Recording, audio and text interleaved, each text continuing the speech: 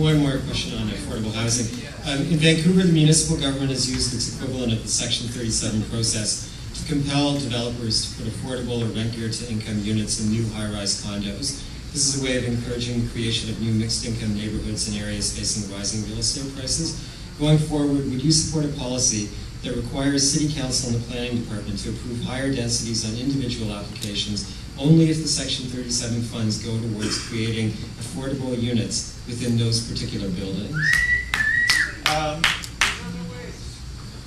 I've supported using Section 37 monies for those purposes on a number of projects. I'm not sure we entirely want to constrain it.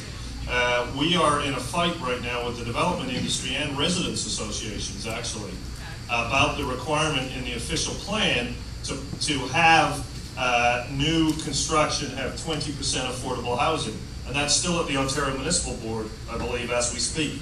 It's still the Ontario Municipal Board. In fact, people can help us here. You know, speak up in your residents association, say, why are you appealing this section of the official plan that is there for a very important purpose to ensure when there's new private housing built, 20% of it's affordable. I think that's the first place, because that's a method of compelling the building housing.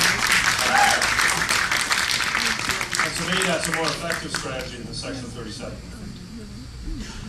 Right, so just turning to garbage here for a moment. You said that you don't think Toronto should be, quote, spewing any more poison into the environment. Is one of your arguments against incineration? Into the air. Into the air, okay. I'd like to quote from a peer-reviewed journal article written by Professor Jose Domingo. He's a Spanish toxicologist and dioxin expert. And this comes from a 2002 article published by a journal published by the National Institutes of Health. And he writes, the public concern over the health risks due to exposure to dioxins emitted by modern municipal solid waste incinerators is not scientifically justified. Therefore, decisions regarding the construction or closing of modern municipal solid waste incinerators should not be primarily based on fear of dioxin emissions from these plants. A growing number of scientists who study the health impacts of modern incinerators concur. Can you tell us what is the direct source for your repeated assertions that high-tech municipal incinerators, properly regulated, represent a risk to human health? Well, first of all, the point I make about incinerators, well, actually, first of all, we are undertaking environmental assessment right now, as you know, John, that we're required by law to look at everything. So we are looking at everything. My view about incinerators comes from my knowledge of what happens in Brampton and from my reading on the issue. And my view is, first of all, in Brampton, the incinerator costs more than twice as much as it does for the City of Toronto to landfill its garbage. It's equivalent to a 3% tax hike each and every year just to have the privilege of an incinerator instead of a landfill. And frankly, I think with a 3% tax hike, if we're going to have it, we can do a lot more on some of the issues you've talked about rather than deciding to burn our garbage rather than landfilling it. It economically doesn't make sense. Secondly, environmentally, incinerators are a substitute for recycling. They're not a substitute for landfill. For incinerators to operate properly, they have to burn wood and paper and carbon-based things that should be recycled or composted. That's why there are many environmentalists are against them. And thirdly, on my reading, I'm not an expert, but on my reading, even the cleanest incinerators still emit dioxin, and dioxin is poisonous in any amount. You know, I'm happy to read your Spanish colleague and see what he says, but you know, we can't afford it. It's environmentally unwise because it puts pressure on to burn what you should recycle.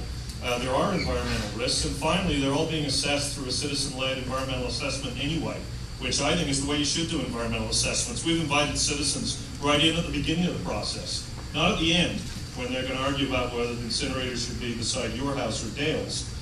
We've invited them right in at the beginning. And that's the way we should do it in Toronto. Citizens should be a part of the public policy setting. And those questions will get answered through that process. We've got about 5 more minutes for questions, which could be 2 questions or 10 if they're real snappy. Are you saying the answers should be snappy too? It's all up to you. It depends how you want to do it. It's all up to you. Sorry, I've got one more. In Toronto, you could buy lottery tickets at any corner grocer. You could play the slot machines at Woodbine at any hour of the day. You can gamble at municipally licensed bingo halls, and you can buy tour packages to go to the casino in Niagara or near Barrie. Can you explain why Toronto should not seek approval to build a casino resort at the CNE as a means of reinvigorating tourism and generating extra cash for the city? Somebody asked me a question on a phone-in show recently in those exact words. Wasn't me. Okay. It's very interesting. It was those exact words at the CNE.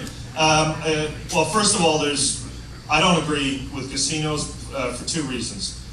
First of all, they tend to cannibalize local businesses, and secondly, and more importantly, they prey on vulnerable people. You know, gambling addiction is a serious thing.